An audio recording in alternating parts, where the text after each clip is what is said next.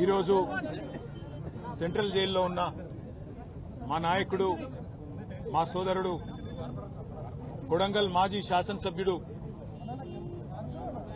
పేద గిరిజన దళిత బలహీన వర్గాల రైతుల తరపున పోరాటం చేసిన పాపానికి ఈరోజు జైలు పాలై రేవంత్ రెడ్డి కక్షపూరిత వైఖరి వల్ల జైల్లో శిక్షణ అనుభవిస్తున్న, చేయని తప్పుకు శిక్షణ అనుభవిస్తున్న మా సోదరుడు నరేందర్ రెడ్డి గారిని కలిసి నేను, మా మహబూబ్ నగర్ జిల్లా పార్టీ అధ్యక్షులు మాజీ మంత్రి లక్ష్మారెడ్డి గారు, మరొక మాజీ మంత్రి పెద్దలు శ్రీనివాస్ గౌడ్ గారు, మాజీ హోంమంత్రి ఎమ్మెల్సీ మహమూద్ అలీ గారు, ఉప్పల్ ఎమ్మెల్యే లక్ష్మారెడ్డి గారు, మేడ్చల్ జిల్లా పార్టీ అధ్యక్షుడు ఎమ్మెల్సీ షంబీపూర్ రాజు గారు, మల్కాజ్గిరి పార్లమెంటు మొన్ననే పోటీ చేసిన బీఆర్ఎస్ అభ్యర్థి రాగిడి లక్ష్మారెడ్డి గారు అందరం కలిసి వారిని పరామర్శించడం జరిగింది.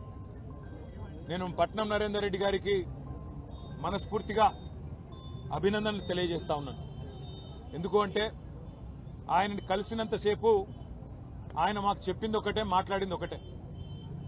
అన్న, నా గురించి వదిలేయండి, నేను బాగానే ఉన్నాను, నేను బాగానే ఉంటాను. చెయ్యని తప్పుకు ఇవాళ 30 మంది అమాయక పేద రైతులను జైల్లో పెట్టినారు. వాళ్లను విడిపించండి, వాళ్ల కోసం పోరాటం చేయండి. మా కొడంగల్ రైతుల పక్షాన నిలబడండి, మా కొడంగల్ గిరిజనుల కోసం కొట్లాడండి. మా కొడంగల్లోని దళిత బలహీన వర్గాల రైతుల భూములు గుంజుకుంటున్నారు, అక్కరలేని ఫార్మా విలేజ్ను రుద్దుతున్నారు అని చెప్పి ఆయన బాధపడతా ఉన్నాడు. వాస్తవం ఏంటి అంటే ఈరోజు సంగారెడ్డి జైలు నుంచి మొదలు పెడితే చెర్లపల్లి జైలు దాకా అమాయకులేమో జైల్లో ఉన్నారు. కానీ కొడంగల్ నుంచి కొండారెడ్డిపల్లె దాకా అరాచకాలు చేస్తున్న దుర్మార్గులేమో ఇవాళ గద్దెనెక్కి కూర్చున్నారు. మీరు చూస్తా ఉన్నారు. కొడంగల్లోనేమో పేద రైతుల భూములు గుంజుకునే ప్రయత్నం ఒకవైపు, ఇష్టం వచ్చినట్టు భూములు ఇవ్వమంటే అర్ధరాత్రి ఇండ్ల మీద పడి ఆడవాళ్లు చిన్నపిల్లలను చూడకుండా అరాచకాలు చేస్తున్నది కాంగ్రెస్ ప్రభుత్వం రేవంత్ రెడ్డి నాయకత్వంలో. మరొకటి నిన్ననే చూసినాం. కొండారెడ్డిపల్లి రేవంత్ రెడ్డి సొంత ఊరు. ఒక మాజీ సర్పంచ్ పెద్ద ఆయన సాయిరెడ్డి, 85 ఏళ్లు, ఇదే రేవంత్ రెడ్డి కోసం మన ఎలక్షన్లో కూడా తిరిగిండు, ఓట్లు వేయించిండు. అట్లాంటి పెద్ద ఆయన మీద కూడా ఇవాళ పగబట్టి ఆయన ఇంటికి అడ్డంగా గోడగట్టి తవ్వ లేకుండా చేస్తే ఆ క్షోభ, ఆ అవమానం సొంత ఊరిలో సర్పంచ్ గా పనిచేసిన ఊరిలో ఇంతటి అవమానం అని చెప్పి ఆ క్షోభతో నిన్న ఆత్మహత్య చేసుకున్న పరిస్థితి. ఇవాళకి కూడా కల్వకుర్తిలో ఆయన భౌతిక కాయం ఇంకా అట్లే ఉంది. నియంతల పాలనలో, దుర్మార్గుల పాలనలోనే ఇట్లాంటి ఆంక్షలు చూస్తాం.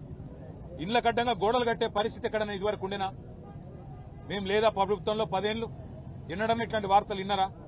సొంత ఊరైతే, సొంత కాన్స్టిట్యున్సీ అయితే నీ సామ్రాజ్యమా? నువ్వేమైనా రారాజువా? నువ్వేమైనా చక్రవర్తివా? లేక 1000 ఏళ్లు బతకనికి వచ్చినవా?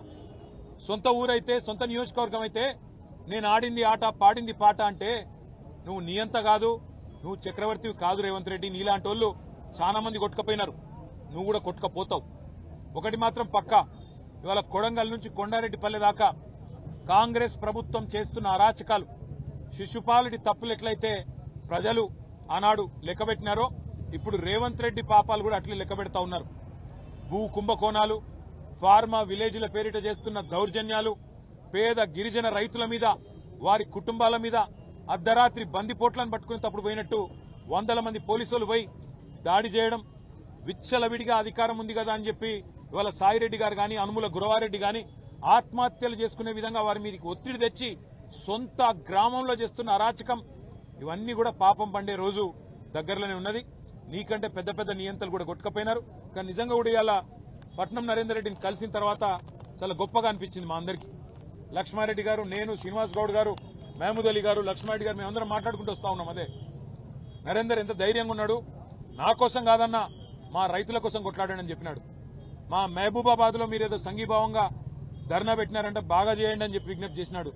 రాష్ట్రంలోని గిరిజనులందరికీ తెలిసేటట్టు మా గిరిజనుల పంచాయతీ, మా పేదవాళ్ల పంచాయతీ, రాష్ట్రంలో ఏ ఒక్కరికి అన్యాయం జరగకుండా చూడండి అని చెప్పి మాకు ధైర్యాన్ని ఇచ్చి, మాకు ఉత్సాహాన్ని ఇచ్చి, నాకేం కాదు మీరు ధైర్యంగా ఉండండి అని చెప్పి మాకు కొత్త ధైర్యం చెప్పినాడు.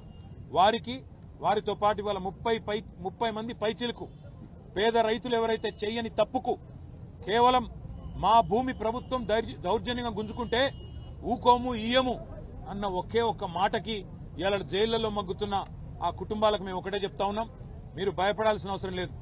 మీ వెనుక కేసీఆర్ ఉన్నాడు. తప్పకుండా న్యాయం ధర్మం గెలుస్తుంది. న్యాయస్థానంలో కొట్లాడదాం. మిమ్మల్ని రేవంత్ రెడ్డి 4 రోజులు జైల్లో పెడతాడేమో కానీ తప్పకుండా భవిష్యత్తులో మళ్లీ రేవంత్ రెడ్డికి రాజకీయ భవిష్యత్తు లేకుండా చేసే గుణపాఠం చెప్పవలసిన బాధ్యత మన మీద ఉన్నదనే మాట కూడా రాష్ట్రంలోని పేద గిరిజన బలహీన వర్గాల రైతాంగానికి విజ్ఞప్తి చేస్తూ మీ అందరికి కూడా పాత్రికేయ మిత్రులకు కూడా ధన్యవాదాలు. ఈ పేదల పోరాటాన్ని ప్రజలకు తెలియజేసే విధంగా చెబుతున్నందుకు, చూపెడుతున్నందుకు మీడియాకు కూడా మా అందరి తరఫున కూడా ధన్యవాదాలు తెలియజేస్తా ఉన్నాం. థాంక్యూ.